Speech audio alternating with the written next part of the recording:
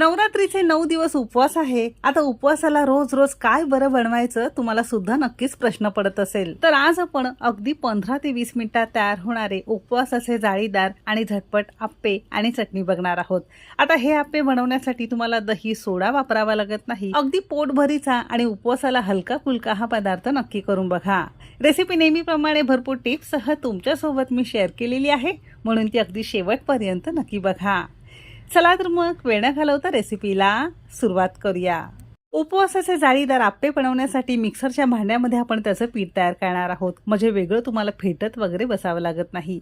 सगळ्यात पहिल्यांदा मिक्सरच्या भांड्यामध्ये 1 वाटी आणि वजनी म्हणाल तर साधारणतः 100 ग्राम प्रमाणात भगर किंवा ज्याला आपण वरईचा तांदूळ म्हणतो तो घेतलेला आहे.